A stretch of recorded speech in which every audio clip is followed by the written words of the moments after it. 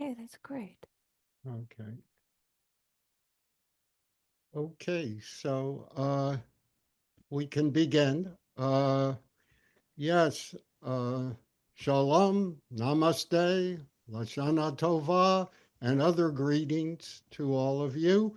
Thank you for joining. I want to thank Martha Spees and Peace Action Maine for inviting me to do this Zoominar presentation. And Martha actually had suggested the title uh, of the presentation. She said that she was very interested in learning about my creative journey to Mahatma Gandhi and Gandhi informed nonviolence, if I'd be willing to present on that. And so I'm very glad to do that. Um, I will present uh, for about 40 minutes. I think it'll be lively, engaging, and then leave time for discussion, questions, comments, agreements, disagreements. In fact, that's my favorite part of the program. And I'll just say, I don't have to rush off. So if people have questions, thoughts, feelings they'd like to share, I'm interested in staying and in listening and interacting with you. So the reason we're doing this today is October 2nd is Gandhi Jayanti. And this is one of the three national holidays in India. And it's celebrated on the 2nd of October, which is the birth date of Mohandas Karamchand Gandhi, better known by his honorific title Mahatma Gandhi. And October 2nd is also celebrated as the United Nations International Day of Nonviolence, which is very appropriate since Mahatma Gandhi is the most influential modern proponent of nonviolence for the contemporary world. And as I give the presentation, it would be helpful to keep in mind that Mahatma Gandhi, during his lifetime, was the most admired human being in India and probably in the entire world. But also during his lifetime, he was very controversial in India and in the world. And that remains so in 2025. I find Gandhi is still the most admired Indian in India and greatly admired globally, but he remains controversial. And so it gives us a lot of food for thought and for discussion. So, in terms of my own creative journey to Mahatma Gandhi, so I was born in 1941.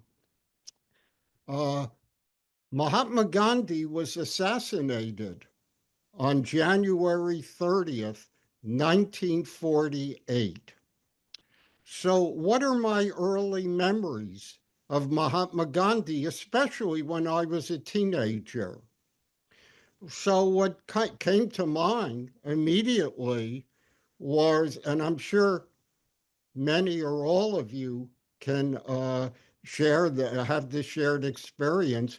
What came to mind were the rather iconic, well known, rather bizarre images of Mahatma Gandhi, always sitting there in loincloth. And yet, this seemingly anti modern Mahatma Gandhi was extolled, even glorified by Albert Einstein and others as the most morally, spiritually, and even politically developed human being. the exemplary model for us and for the contemporary world of so much violence, hatred, war, conflict, oppression, and injustice. How is that possible? So, on my journey, creative journey, I greatly admired and was influenced by Martin Luther King Jr. And I recall reading King's first book, a small book entitled Stride Towards Freedom, that was published in 1958 when I was a junior and senior in high school. And it recounts King's experiences in Montgomery, the famous Montgomery bus boycott of a year, 1955 and 1956. So, in Stride Towards Freedom, King has an initial chapter entitled his Pilgrimage to Nonviolence. And King talks about there were so many different influences on him uh, involving nonviolence and challenges to nonviolence. But he said he found all of them lacking in certain significant ways. And he said when he became aware of Mahatma Gandhi, that is where he found the philosophy, the techniques, the method, the practices that for nonviolent understanding, struggle, and transformation that so then shaped his life. So I had a very positive image and view of Mahatma Gandhi, but I had not really read or studied Gandhi in any serious way. So let me skip to the fact that I graduated from Yale in June of 1963, and a week later I was in India. And I was so fortunate that I was a recipient of a special Fulbright grant in which we were sent to different places in India. Simply, all we had to do was teach one upper level, junior, senior level course through a Department of English, and then we were free to do anything else we wanted. So I was so lucky that I was sent to Benares. And all of you have images. Benares, Kashi, Varanasi that's the sacred Hindu city on the Ganges River. And in fact, 5 miles away is Sarnath, where Buddha gave his first sermon, famous sermon after attaining enlightenment, nirvana. So in that year I had very many, I turned 22 and then I had the year in Benares and I was so fortunate. I had exposure in the city to all these famous gurus and sadhus and mystics and yogis and uh, top musicians, artists, so much creativity. Uh, and in terms of the university, I was able, while teaching at Benares Hindu University, which at that time, fortunately, had the top #1 Department of Philosophy in all of India. And I was able to immerse myself in what they call postgraduate PhD studies in Indian philosophy. And my main mentor, T.R.V. Murthy, was a famous Vedantist, a follower of Shankara, and he was the president of All India Philosophical Congress. So it was a wonderful opportunity for me. And what I found is, and I learned so much, and I found that Gandhi's image was ubiquitous. Gandhi at that time was everywhere. All of would be the equivalent of the university president, administrators, lawyers, judges, politicians, people with economic privilege, they all spoke about, ritualized Gandhi. They would come in their Gandhi caps. They would wear their homespun Gandhi khadi vest. They would give the same ritualized speech in the words of the great Mahatma, Bapu, the father of India, the great martyr who sacrificed everything for our freedom and liberation. They would give the speech, and then they'd go back to their non-Gandhian and anti-Gandhian world. You could see the hypocrisy was so apparent as it is in 2025.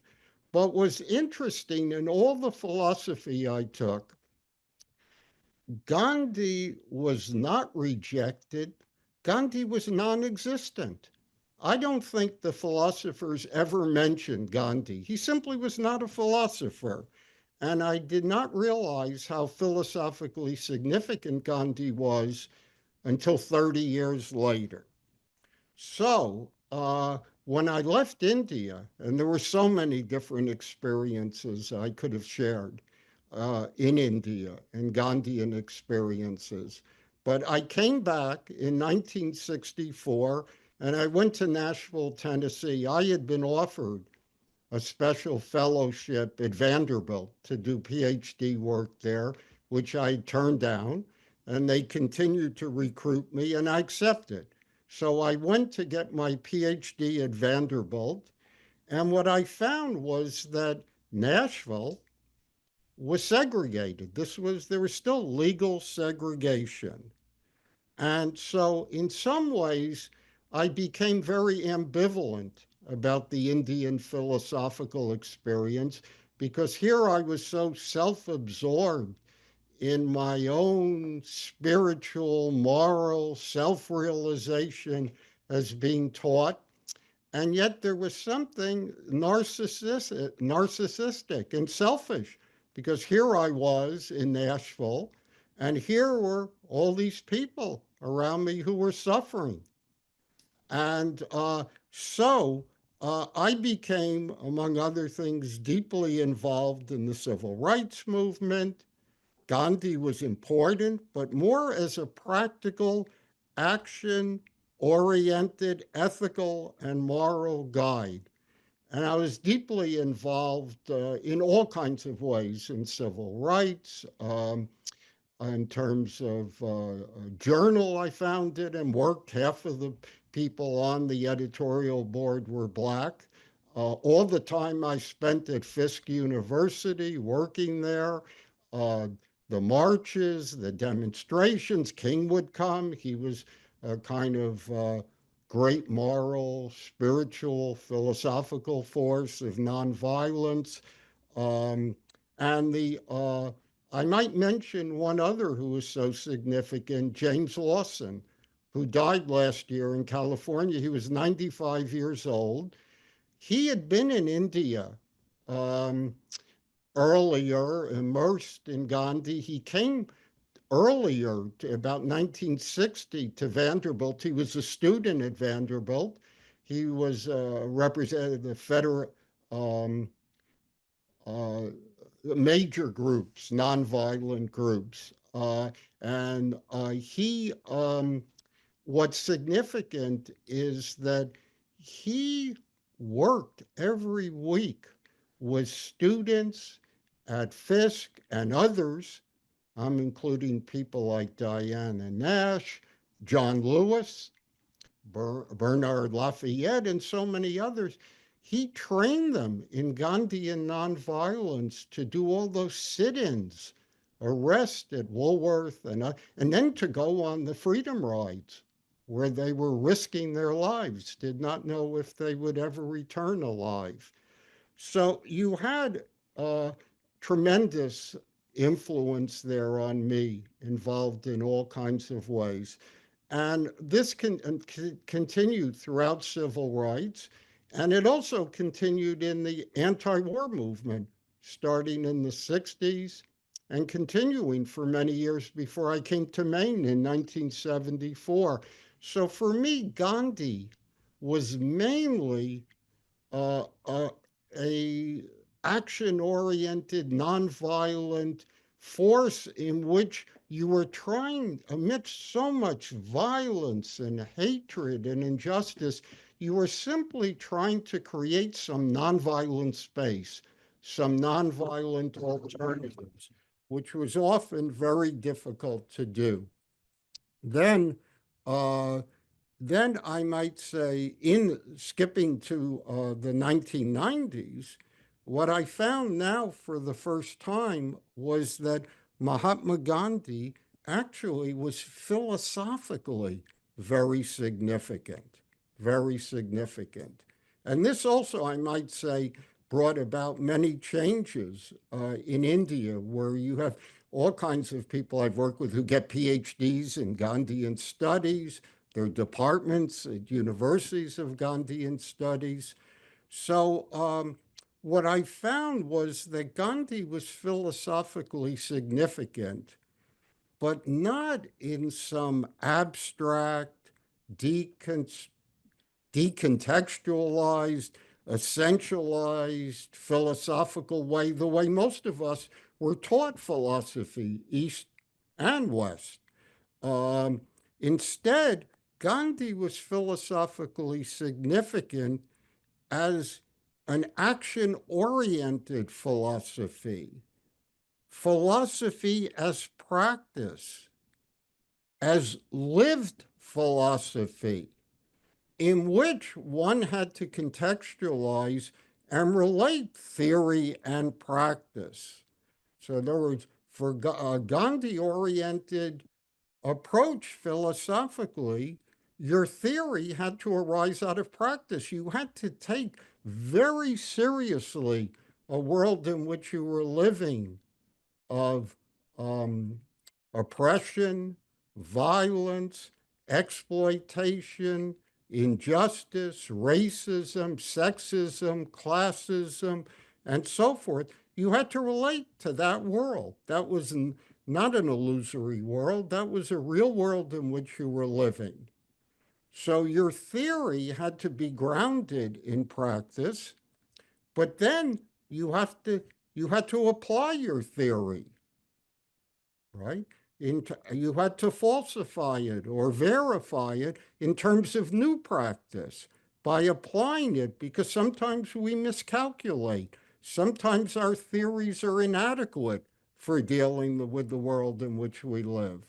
So for me, Gandhi philosophically was significant in a dynamic, open ended way that involved uh, becoming aware, increasing our understanding of violence and nonviolence, war and peace, justice and injustice, and so forth, and, and then resisting, struggling to transform that world and to reimagine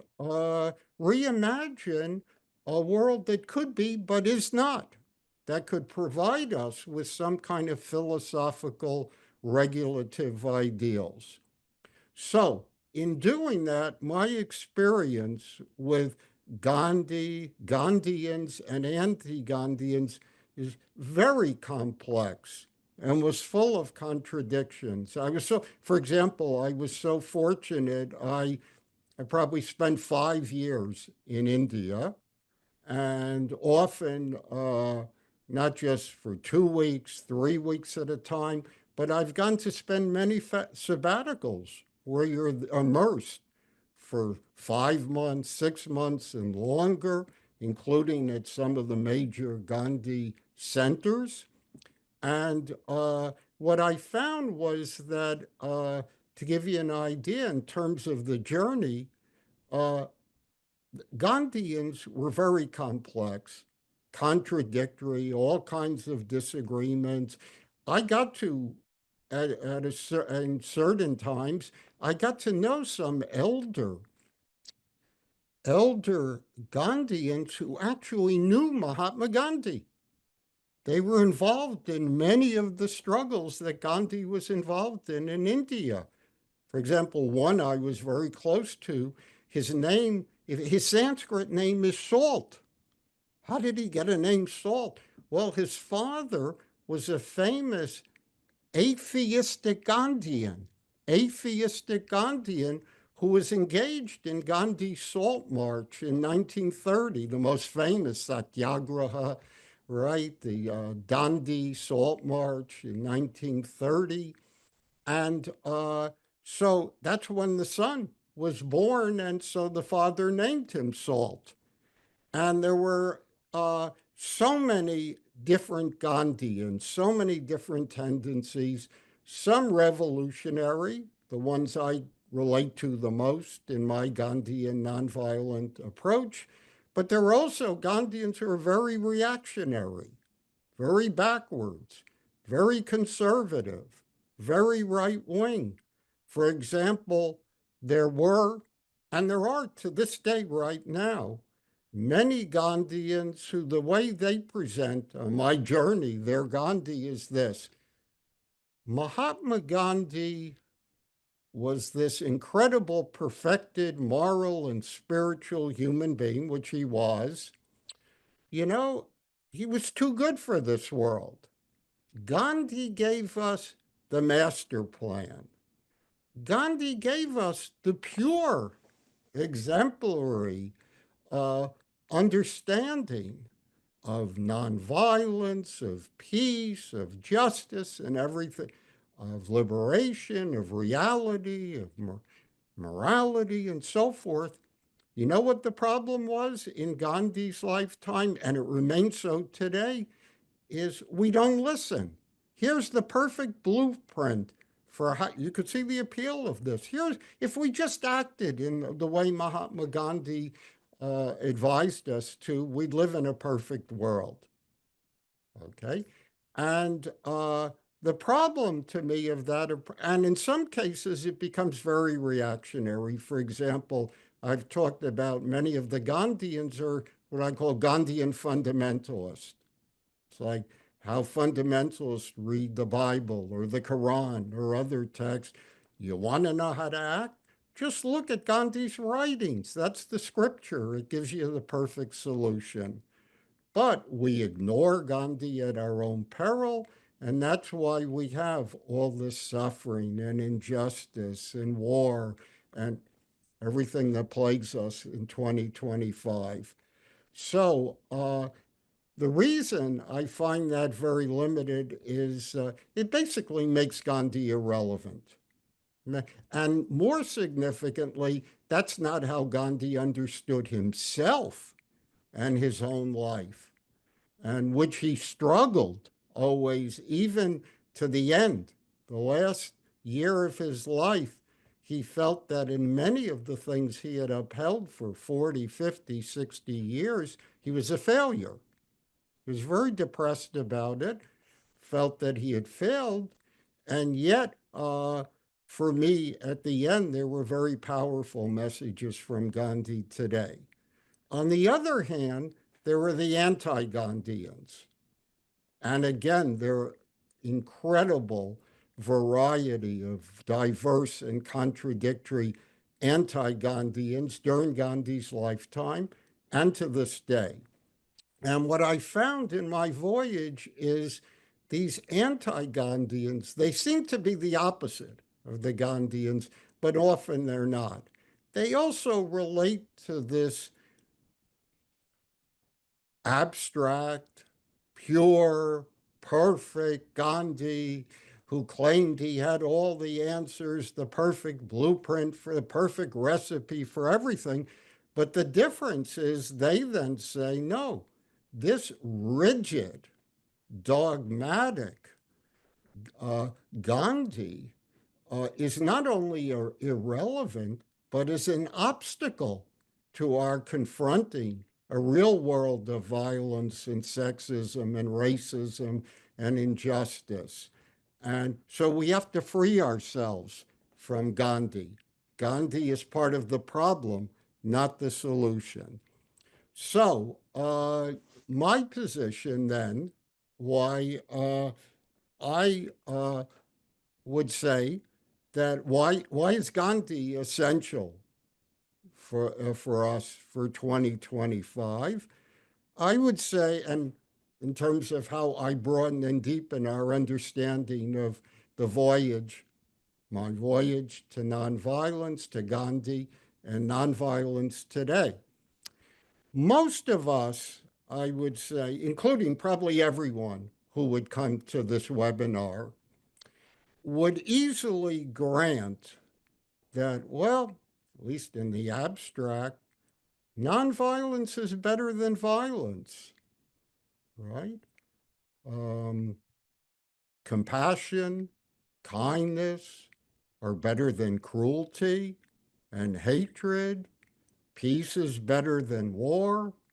Justice is better than injustice, and so forth. Most of us easily grant that, even if we then usually qualify it. Well, unfortunately, we live in a world of so much violence and war that sometimes war is necessary to establish peace. Sometimes violence is the most nonviolent thing we can do, and so forth. So, what I uh, have set my approach is that Gandhi grants that Gandhi says, well, when most of us talk about violence, say, what we're talking about is overt physical examples of violence. And in other words, we're saying, I am against simple killing. I'm against torture. I'm against war in which we killed innocent children, civilians. I'm against rape. I'm against certain overt, violent language in which people are shamed, manipulated, controlled. You know, I'm I'm against certain overt economic violence. All of this speaks to today, in which people suffer and die, right? Uh, because people force conditions, profit from conditions, and so forth. So most of us easily grant that, and we're against blatant human rights violations. We're against certain extreme forms of bullying, right? And so forth. Now, Gandhi agrees with that. I mean, Gandhi was assassinated. Gandhi felt threats, attempts on his life repeatedly. Gandhi was imprisoned over and over again and through very overt acts. But for Gandhi, this is at most 5% of violence. So, how can Gandhi say this? Well, my approach, my journey, how I gradually tried to broaden and deepen my understanding of Gandhi and Gandhi nonviolence, I said, well, Gandhi, in addition to overt physical violence, Gandhi makes two, you could say, presuppositions, concepts, principles that allow us to broaden and deepen our understanding of violence and nonviolence. One is the multidimensionality, and the other is the structural status quo. So, what does that mean in terms of Gandhi is saying, in addition to overt physical violence, we have multidimensionality of violence and nonviolence. For example, we have inner violence, psychological violence. Hatred can be very violent. Certain forms of anger, certain forms can be very violent. Uh, and you can be a very violent person without committing an overt act of physical violence. But that will, if you are a violent person, that will affect how you view yourself and how you relate to others.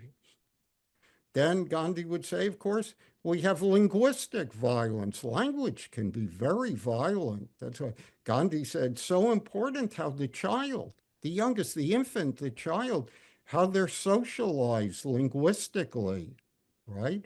If you, as a child, learn language that is hateful, bigoted, um, racist, white supremacist, sexist, and so forth, that will affect how you then experience and are socialized in this world.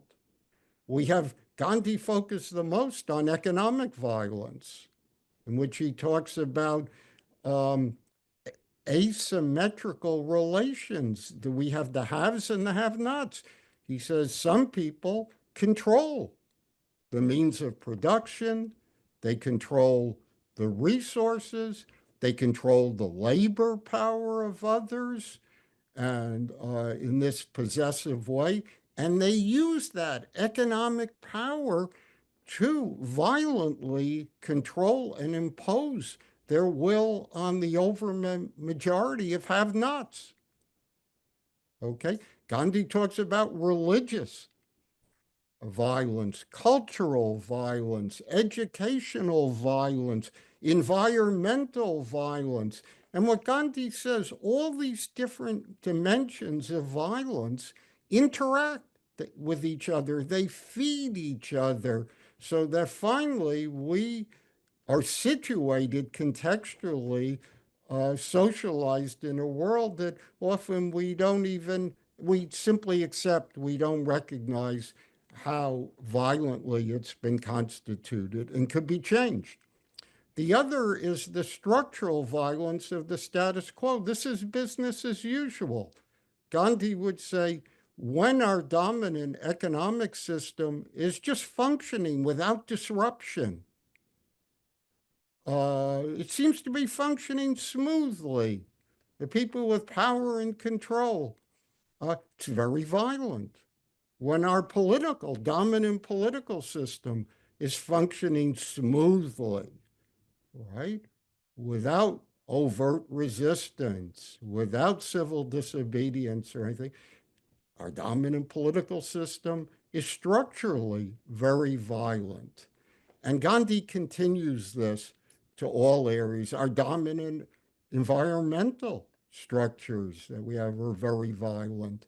Our dominant cultural, and so forth. Uh, what I found and when we bring together dialectically, dynamically, multidimensional and structural violence and correspondingly nonviolent, this just greatly broadens and deepens our understanding. What I find, just one other thing I'll mention before I end, what I find is that where I had to rethink a little bit, and it's very relevant for 2025, where I had to rethink how I would have presented this, say, a year ago, 2 years ago, 5 years ago, 10 years ago, 20 years ago. We are living in a world right now, and I'll just say in the United States right now, where we are being bombarded every hour with the most horrific so called breaking news. So, what I want to say is Donald Trump, Elon Musk, right? Um, and the mega people, some of the religious, evangelical followers, the white supremacists, the anti immigrants, and so forth, they, they don't feel the need to disguise any of this. That we then have to unpack it and interpret why, on deeper, multidimensional and structural levels, it's violent. So much of what we're being bombarded with right now is just overt, physical, brutal, transparent violence that they feel that they can impose in a way that often the segregationists in the South, often the Nazis in Germany in the 30s, that often the dictators, fascists, and others today, more the way they function, okay, where they can function in an overt, often direct, uh, physical, violent way. So, why is it finally that I'm saying that Gandhi nonviolence is essential for 2025? Uh, for me, we are living today, and I don't minimize the past, and I certainly don't minimize what it was for blacks um, being transported on slave ships and having to live under slavery and institutional racism, um, or what it was to live as Native American, Aboriginal people here for thousands and thousands of years, and then what happened. I don't minimize any of that, or the what it was to be a Jew living in Germany or in Poland or other parts of Eastern Europe and so forth, um, under the Holocaust and so forth. I don't minimize any of that, but in some ways, I feel today we're being bombarded from every direction with incredible violence, oppression, hatred, division, um, focusing as opposed to Gandhi, who says that at the most fundamental level, what unites us as human beings on the level of truth, morality, spirituality, what unites us is more fundamental than what divides us. What we have right now is the exact opposite dominant ways that the world in which we're living right now. So for me, Gandhian understanding, becoming aware of what's happening in our world, for example, on our campus, what is happening to our international students, what is happening to people who are being picked up by ICE simply because the color of their skin. And there are endless examples of that happening, people living under fear and terror, feeling unsafe. So for me, what Gandhi has to say is more important than ever because Gandhi gives us a way of increasing our awareness of violence and nonviolence, war and peace, um, morality and immorality, and so forth. And Gandhi gives us, on some level, I think today, a Gandhian nonviolent approach is at the most fundamental level of how we meet our basic human needs of healthcare, of food, of decent jobs, of survival, much less flourishing. And I think what Gandhi gives me, finally, I'll just say, is because Gandhi lived under some of the most horrific, overwhelming, violent, and oppressive conditions. And what gives me hope uh, and even a sense of resilience, how Gandhi not only survived under the most difficult conditions, but in fact, he often was very successful, amazingly successful, and how he carried on. He didn't. He just as most people I know today are feeling demoralized, depressed, as we see even things that we took for granted as gains are being erased. Uh, but he always fought back and was resilient. And for me, that lesson that he has of Gandhi and nonviolence gives me hope and allows me to carry on today in ways that are very meaningful and life affirming. So I think at that point, I'll stop.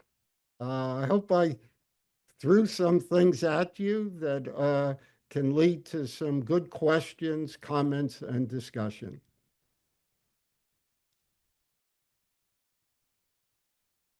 Wow. Thank you, Doug. I think you probably instigated a number of suggestions and comments and thoughts. What we can do is welcome the questions by folks either raising your hand to ask a question, and you can find that under the lower menu under reaction. There's a little heart, and if you click on it, you can raise your hand to ask a question, or you can also put a question in the chat. Let me see if we have any. Okay. So, anyone immediately have a question that they want to raise their hand for? All right, so I see Richard first. And Richard, if you want to unmute and go ahead. Yep. Go ahead. Thank you for your little presentation. Just very quickly, one of the things that came to my mind while you're presenting is in your travels, did you notice any regional differences?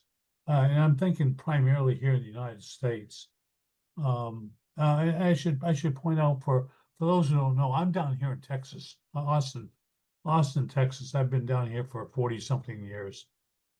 I grew up in Maine. But I was wondering if you've noticed any difference in particular north, south, or regional differences in approach to in Gandhi, in approach to Gandhi. And I have other questions I probed, but I'm just kind of curious about that. Thank you. Mm-hmm. The Martha, maybe I can just give a response. Then we could take other questions. Then we can come back to people and or even develop it. So yes, Richard, it's important in my Gandhi journey to contextualize, and that includes different regions. In India, during Gandhi's lifetime and today, the and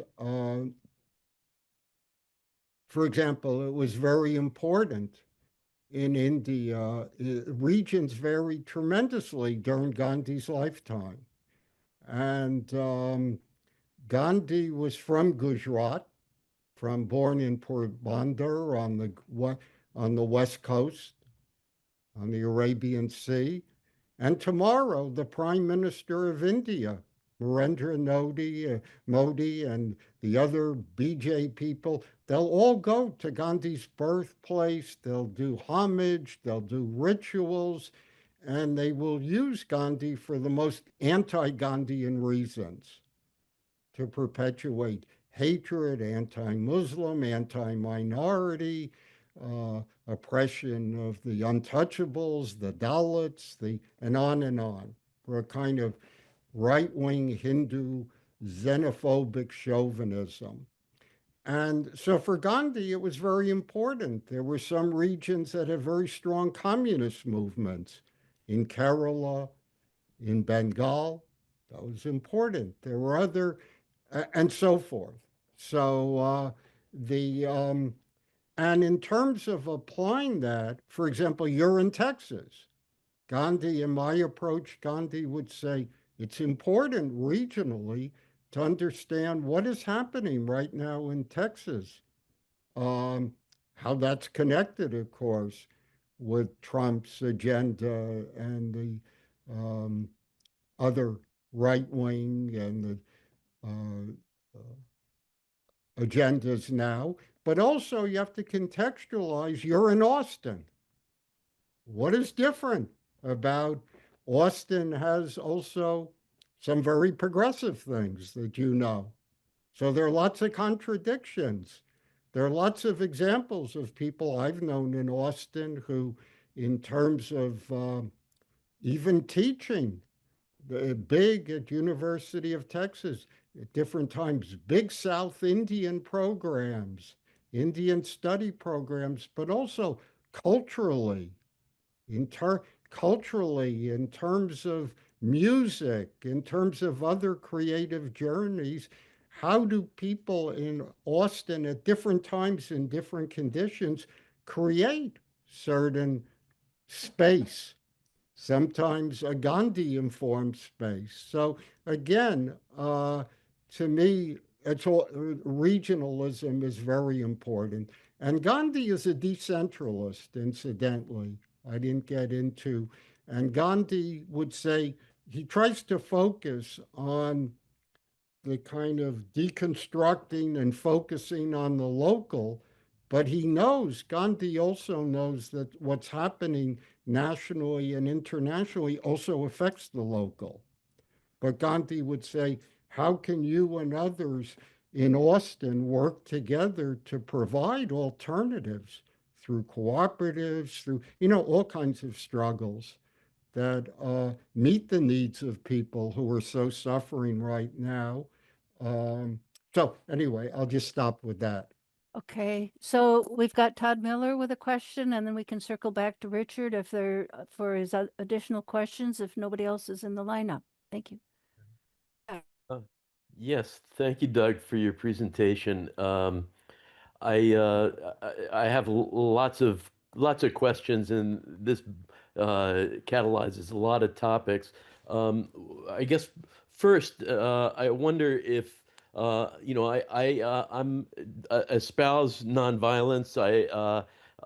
Martin Luther King Jr. is one of my heroes. It was enlightening to hear that he was inspired by Mahatma Gandhi, and um, I wonder if you could define, or how does Mahatma Gandhi define violence? It's kind of I have a sense of what it is, but there's overt physical violence, but you alluded to other kinds of violence, and at the risk of uh, adding a complexity to my question, I also would like you to speak to, about when is how to uh, combat violence. Thinking in terms of Hitler and these forces that maybe other there's a time for nonviolence and maybe a time when that is less effective. So. Right, right. Okay, thank you, Todd. Those, of course, are big, great questions. The that I didn't bring up part of my journey that were involved were central. So the Gandhi,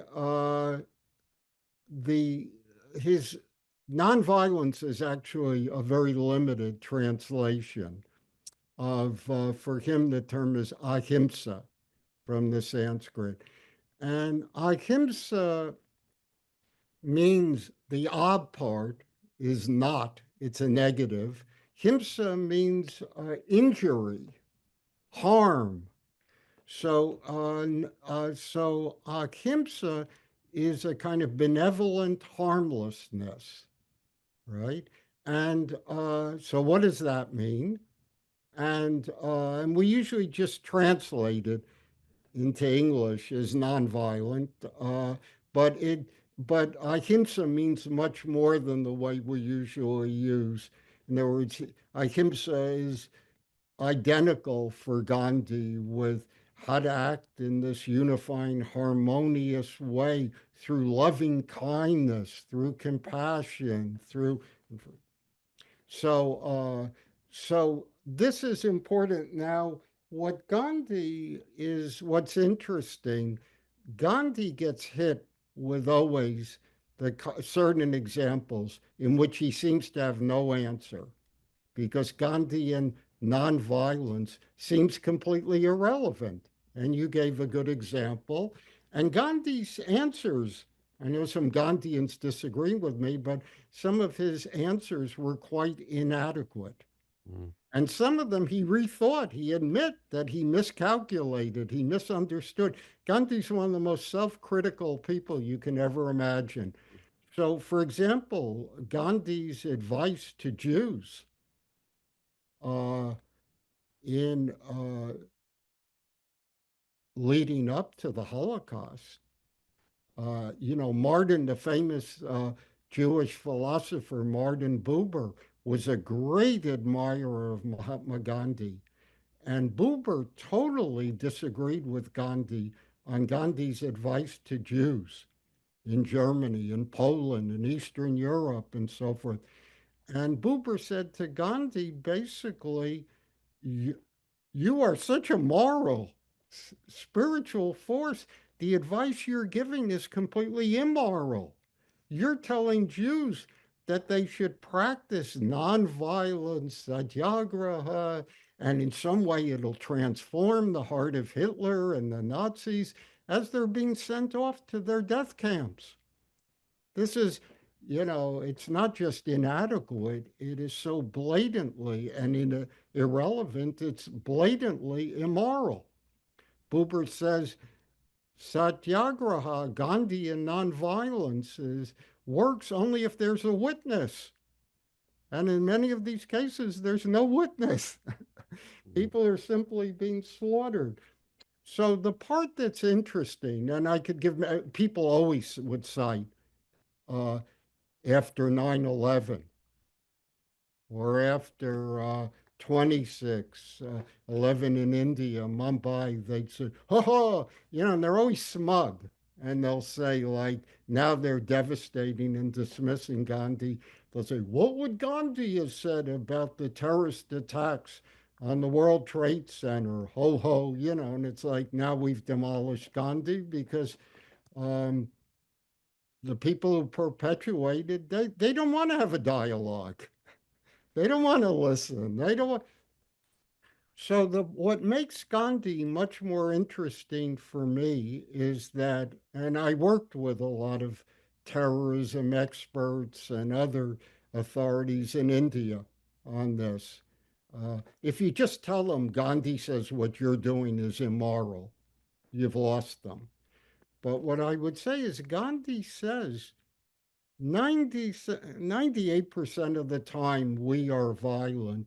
There are nonviolent alternatives. And there are all kinds of reasons. We're either unaware of them, or they're too difficult, or we're cowards, or there are all kinds of reasons we don't want to deal with the violence, including today. People have lots of ways of deflecting attention away from what's happening, whether it's in the Middle East or Ukraine or the US or Maine or on campus or whatever. But Gandhi says, there are, and he has hundreds and hundreds of pages. There are some cases where there is not a nonviolent alternative. There isn't. There is no nonviolent alternative that has any chance of being effective. So Gandhi says, and those are the most difficult cases, Gandhi says in those cases, violence is often the most nonviolent approach possible. But always maintain never glorify the violence. This is not something great. It's tragic. The fact that we live in such a violent world means it's a failure. It means that we haven't created values, relations, and so forth that allow for nonviolence. So, what Gandhi says in such cases, violence is allowed. In fact, it's justified. But always keep in mind, Gandhi says, that when you're violent, this is horrible. You're in ways that are so horrible, and do everything, in other words, limit the violence as much as possible in intensity. Don't have collateral damage, don't kill children, don't do all these blatant human rights violence, limit the violence in scope, in intensity, right? And the most important thing is then do everything possible to change the basic values and relations and structures that gave rise to that violence. Otherwise, you're going to be trapped in endless, like karmic cycles of terror, of hatred, of violence. That's what we see today all around us.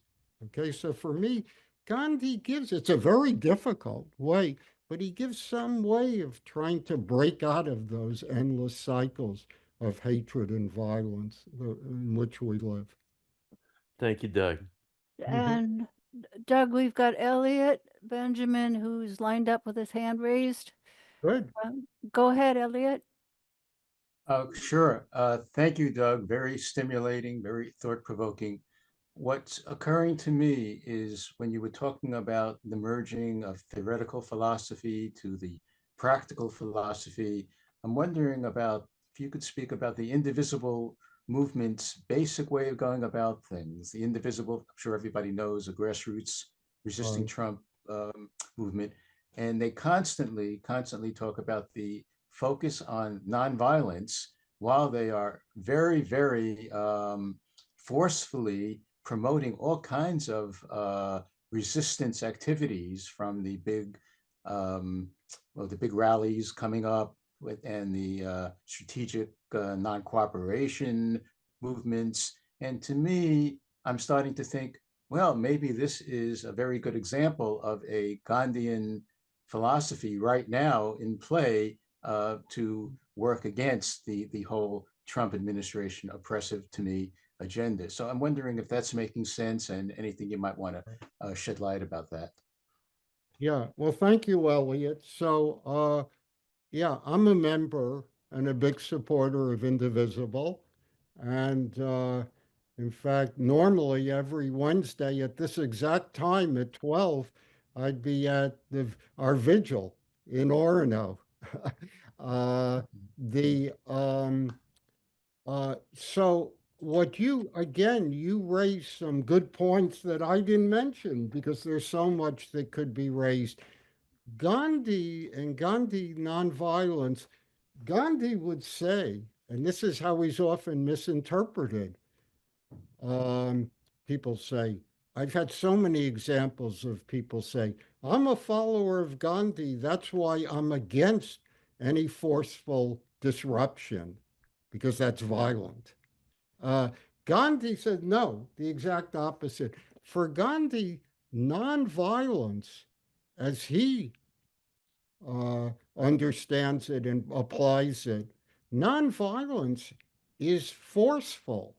In fact, Gandhi claims it's the most forceful, powerful force there is. He says actually, nonviolence, if it's really grounded, understood, is much stronger than violence. So Gandhi nonviolence is very forceful and powerful. Uh, Now, in terms of the indivisible, which I said, well, I think it's great because I think there is all this pushback now, trying to create alternatives, trying to organize under very difficult conditions. But one of the challenges for indivisible would be here you have, for example, yesterday it was announced already on the No Kings demonstration uh, on October 16th, there were more than 2,100 demonstrations that have been organized, including so many in Bangor and other parts of Maine. So the question from a Gandhian point of view, this is all very fragmented. How, in terms of Gandhian nonviolence, how can all these very alarmed individuals, groups, and so forth, uh, what is the unity? How can they it's all so fragmented. How can they be unified to become a movement? The way there was a Gandhian movement in India that involved, it wasn't just individual satyagraha, it involved tens and tens of millions of people, right? Which was necessary. So, how do we do that today? We're being bombarded every day, fragmented, divided. Um, you can't say to people, you shouldn't put a priority on nuclear Holocaust. You shouldn't put a priority on racism. You shouldn't put a priority on environmental sustainability. And the list is endless, and they're all important. They're all crucial. Well, how do we, in some Gandhi and another, Gandhi doesn't have all the answers. I'm not only influenced by Gandhi, but Gandhi has a lot of answers, right? And how do we come together in indivisible and relate indivisible to other groups? There are many other groups out there that are struggling against poverty and lack of health care and white supremacy and uh, xenophobic nationalism and try, try and tell us who is an American, who is a real American, who is a, and so forth. So I think those are all really good concerns. But as a Gandhian nonviolent position is very forceful and powerful. Okay, Doug, we have one question in the chat, and then I appreciate that you agreed to stay a little later because we do have, I think Richard, right, and Todd both said that they had multiple questions, and Elliot has another question. Okay. Would you be able to stay for those questions? Is that Sure. all Yeah. right? Yep. So Jerry Gross's question is, Doug, I wonder what Gandhi or you would say about how to push back against the economic forces promoting war and civil violence, e.g., the manufacturers and the vendors of weapons who actively sell their products with advertising and political pressure in DC and worldwide. Mhm. And Yeah. then we'll do Richard, Todd, and Elliot in that order. Does that Okay. sound good? Okay. Well, Jerry's question is right on target. And Gandhi was very aware, even during his lifetime, and there were lots of contradictions. For example, as critics often say, you know, Gandhi had such a close relationship with the big capitalist in India. Burla, the others, these are the wealthiest people. And what was he doing? And they were patronizing him. They were funding him often. And, uh, and Gandhi, it was always complex how he contextualized things. And Gandhi would often say, well, they know that I am anti-capitalist. Gandhi has so many passages where he says he's a socialist. There's Gandhian socialism, and Gandhi said, they know I'm a socialist. I'm against all the private property relations, all this possessiveness, all this concentration of economic power. Gandhi even has passages where he says he's a communist. Gandhi said, well, I'm there isn't that much difference between the communist ideal and my own position. The difference, he thought, when he looked at the communists was they allowed too much violence. And also, he thought they tend to talk about centralized top down power. And he wanted to undermine all of that. So, in terms of Jerry's point, Gandhi would say our corporatized military industrial complex, the billionaires who are make a killing off war, right? Who profit from developing weapons of mass destruction, in which war is profitable. Uh, it's very violent. He'd say that fits in perfectly to what I was talking about multidimensional violence. And the structural violence of the dominant status quo is exactly what Jerry said. So Gandhi would be very concerned with that. And that has to be part of our struggle. If we're not dealing with that kind of dominant, capitalist, corporatized concentration of wealth and power in the hands of the 1%, the fraction of the 1%, the billionaires and so forth, then we're not really dealing with nonviolence. Great. These are wonderful questions. I did want to step in and mention that there's some people who are going to have to leave because we're past the hour, and it's we are recording this. So if you do have to leave, we'll be sure to share the link and record to the last question so that you can join us sometime later to listen to what was said. And so next we have Richard lined up, Todd and Elliot. And go ahead, Richard. Yeah, thank you. I can't help but weigh in here on the indivisible thing. I was part of the original indivisible group way back when, and I ended up leaving them because they're very partisan, and they do not, in my opinion, see the big picture.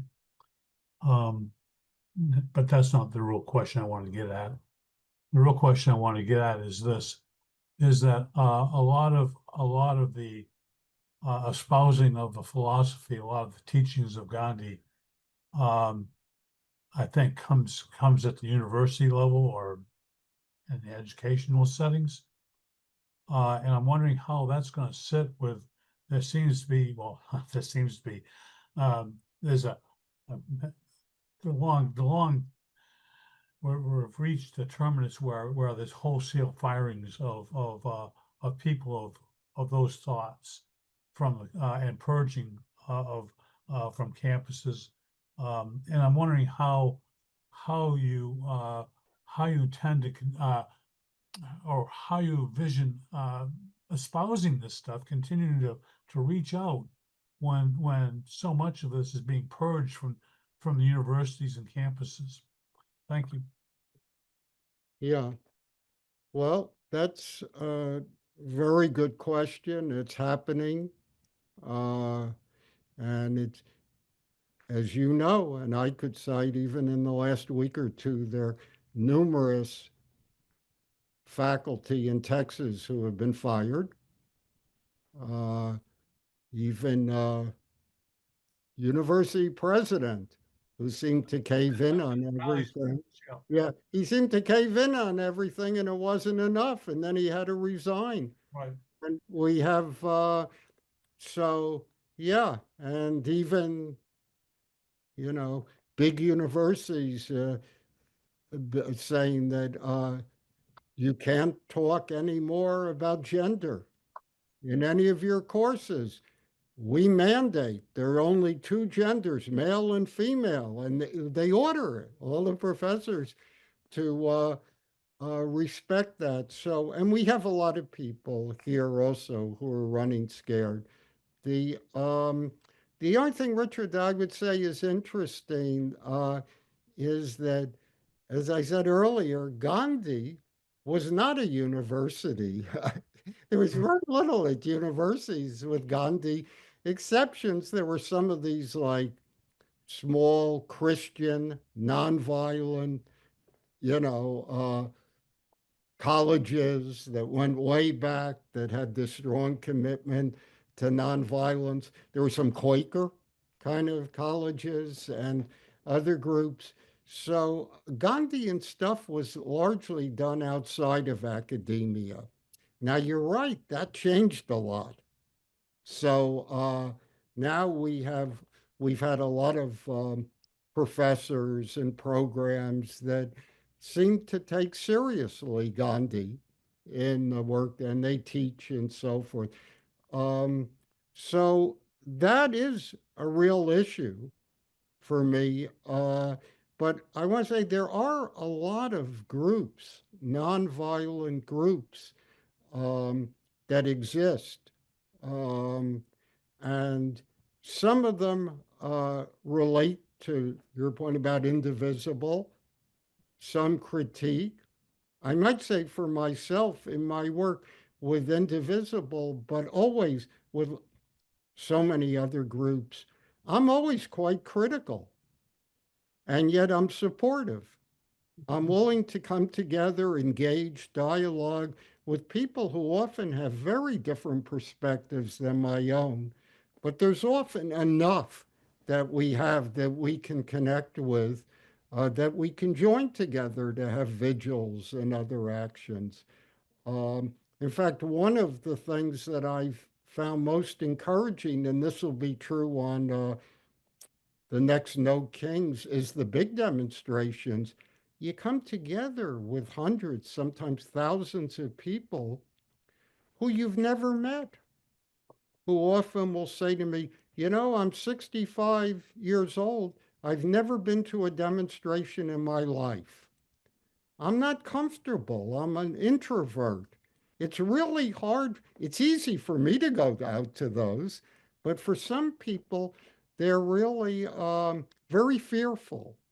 And I always leave feeling good because I feel that it's a positive experience. And I got to talk and interact with people I wouldn't otherwise know. And I hope then the next time it leads to something that is more developed in terms of my own values and approach. Okay. But those are big concerns that we face. And believe me, Richard, the work I do here, there's tremendous pressure for me Oh, yeah. to drop every, don't ever use a word like socialist or Marxist. Don't use any DIEI language. Don't, and so, you know, this is something we're all struggling with. It's unfortunately this very violent world in which we're living. Okay, the next question. Todd, did you want to put in your next question? Go ahead, Yes, and Elliot. We'll close. thank you. So I appreciate, Doug, you sort of explaining that there were Gandhi himself had questions, and there identified that there were contradictions in his positions, and that it's difficult.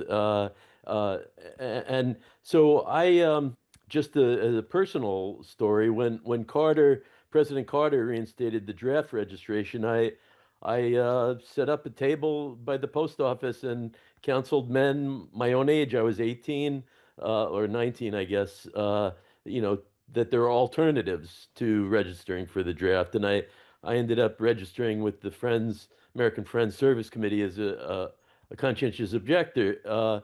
At the same time, I think I would have fought against Hitler, for example. There was a recent training on sort of defense of a community that I'm a member of, and the training said, you know, the first thing is flee, get out of the situation if there's first person intruder sort of situation. The second would be hide, and the third would be fight. And I thought, well, you know, I'm able-bodied. I could jump out the window. I could flee easily, but there are other people who cannot. And I found myself that I think it would be better to fight, swarm the intruder right away, and so I just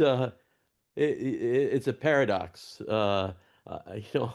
So I need a little help here. How to identify situations where, and I appreciate you saying that there 98% of the time there are alternatives, and I think there are alternatives to fighting the arms industry, the military industrial complex.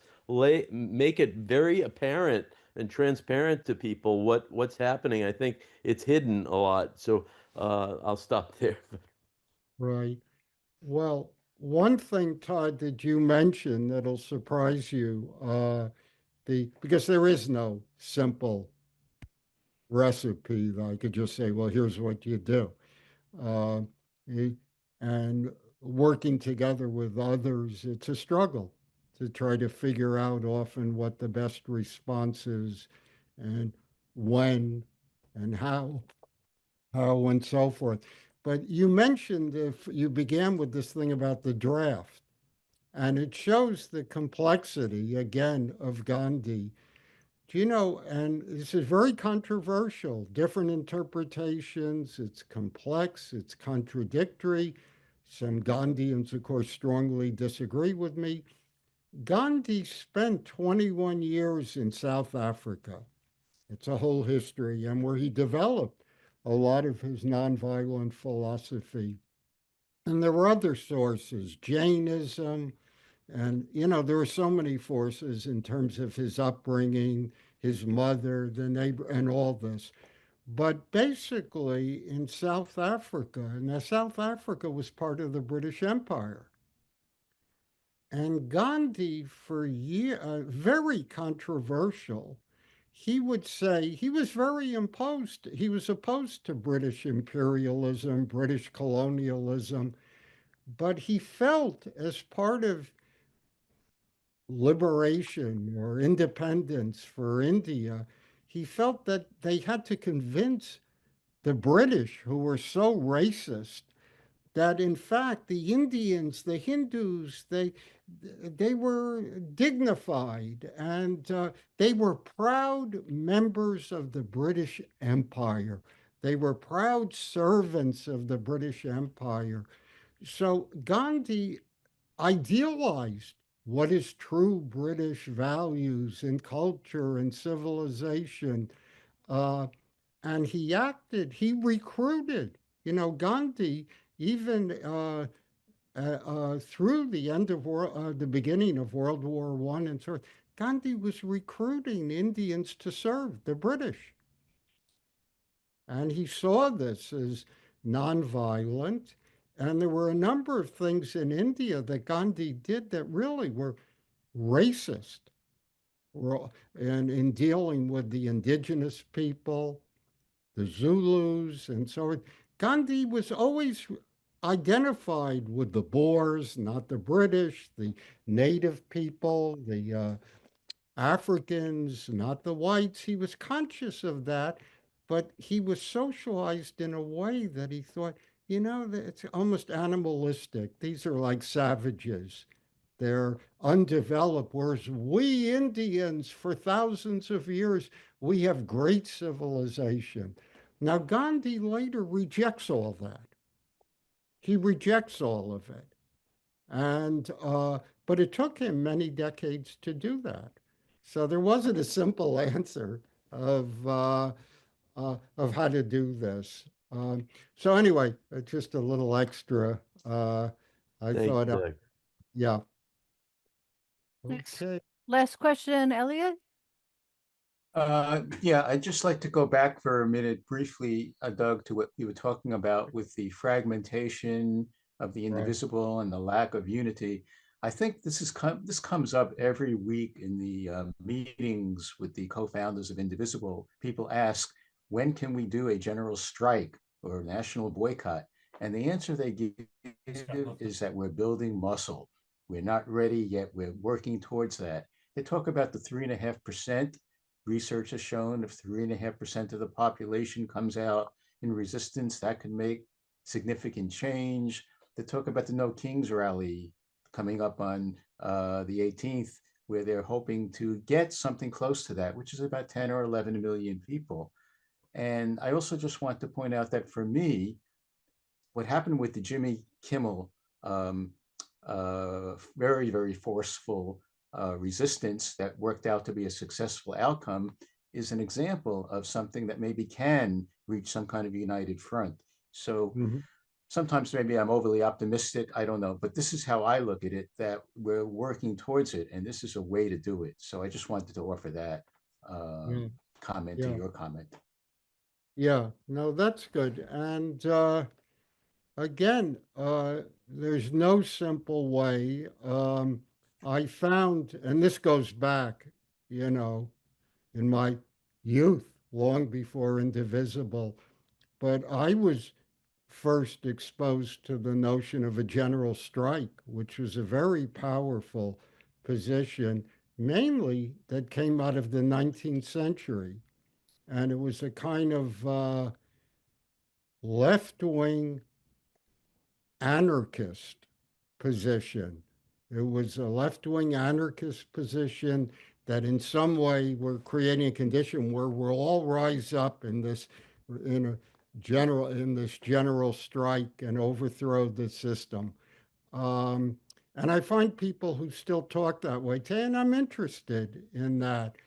Um, I'm also quite critical, of people who have a kind of essentialized a kind of idealism. I've had that over the decades so much where you're out at a demonstration and people say, the streets belong to the people. Let's seize, and I understand where they're coming from, but it's a disaster. All they do is not just maybe get people arrested, but they basically piss off lots of people who aren't able to get to work. They're not able to pick up their children because you've, and, or people I've known here, they'll say, workers rise up in terms of corporations in Millinocket, other places. So power to the people, rise up, seize the means of those are your oppressors, and it's decontextualized in a way that, first of all, it has very little to do with reality, and it doesn't make much difference because it has. So I think it's important for people to keep raising these other important concepts, but also to engage in ongoing contextualized struggle and understanding that changes all the time. What's happening today, what happened yesterday out of Washington, challenges us in how do we relate now to conditions that may be quite different from what they were yesterday before the shutdown? I mean, here are people now who had a job, they don't have a job. Here we have, I mean, how do we relate to people who, how are they could afford to feed their family, now they can't? How do they? So I think for me, what you raise is important. And it means that those in Indivisible and those outside of Indivisible have to be able to interconnect and learn from each other. There are others have lots of truths and understandings that we don't have. And in this dialectical way, when we in fact listen and learn from them, this is also how we develop our own positions in more adequate ways. So that's a little response. Well, thank you so much, Professor Allen, for sharing your thoughts. And there were so many good questions, thought-provoking questions. I just want to thank all of us for being here. And I'll save the chat and save the video and send it to each of us who's registered, and you can share it more widely with your friends once it's produced. Thank Okay. you. Yeah, and And thank you, Martha, and thanks for suggesting my topic. it's great. Okay, everyone, feel free to leave. I have to shut down so I don't lose anything. So just go Great. ahead on your own before I have to shut No, down. Thank you very much. Thank you. bye-bye.